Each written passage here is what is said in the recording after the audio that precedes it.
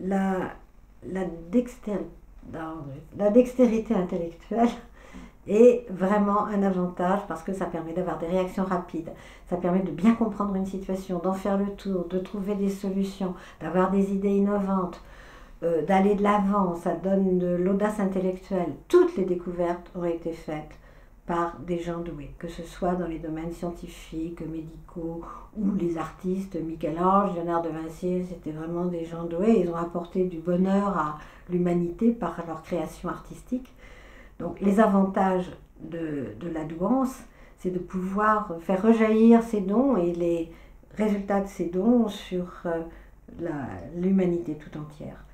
Mais pour eux-mêmes, c'est aussi le plaisir de découvrir les choses, d'écrire, de peindre, de raisonner, de pouvoir être à l'aise dans certains domaines abstraits. Voilà, ça c'est un avantage. L'inconvénient, c'est la difficulté à trouver des semblables, la difficulté à s'intégrer, et ça va de pair avec une hypersensibilité qui est vraiment le point le plus difficile à gérer pour les gens doués. C'est cette sensibilité qui font qu'ils sont très vite blessés, qu'ils peuvent perdre leurs moyens, ils ont des réactions émotives qu'ils ne contrôlent pas toujours. Et là, c'est une faiblesse qu'il faut vraiment les aider à combattre.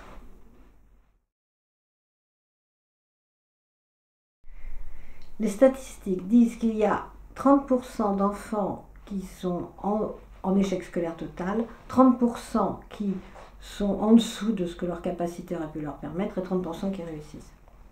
Alors là, il est certain que le milieu social joue. Parce que quand des enfants sont d'un milieu très modeste et qui sont en échec, on dit bah oui, ils ont atteint leur plafond, bah voilà, c'est fini. Mais ce sont les pédagogues qui disent ça, c'est en classe qu'on dit ça. Moi j'en vois en test et je dis que non, pas du tout, il faut qu'ils continuent, qu'il faut qu'ils persévèrent et ça leur donne de l'élan.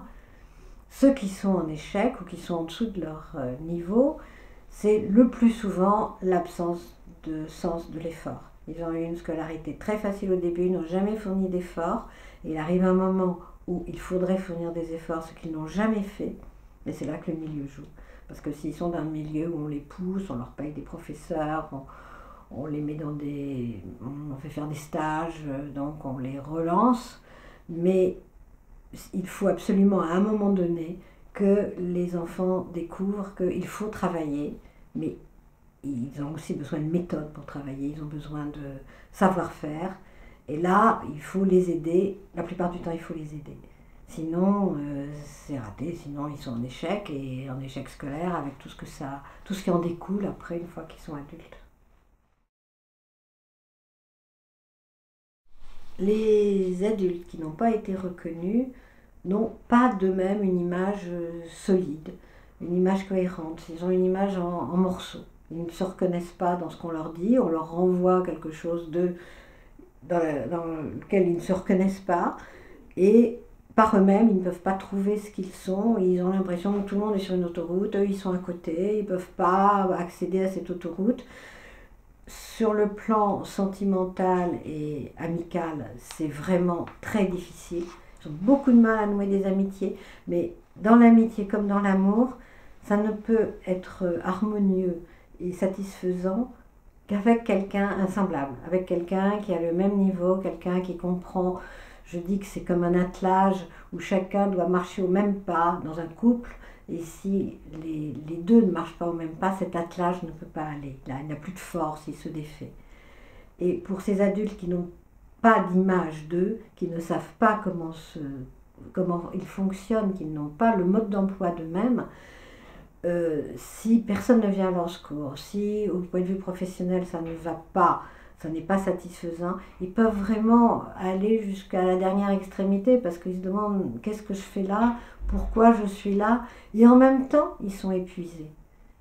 Souvent ils ont fait des tentatives de suicide par fatigue, ils n'en pouvaient plus de se battre, d'être à la recherche d'eux-mêmes, alors que quand ils découvrent par hasard, ou parce qu'ils ont entendu à la télévision, à la radio, ou parce que les amis ont des enfants qui sont doués, quand ils découvrent cette piste-là, ils la suivent Et là, ils ressuscitent, ils se reconstituent, ils ont enfin d'eux une image dans laquelle ils se reconnaissent, ils peuvent se faire confiance, avoir l'audace intellectuelle dont ils étaient capables et qu'ils n'auraient jamais osé exercer s'ils s'étaient fiés à leurs seuls sentiments, puisque leur image était défaillante, et tout change.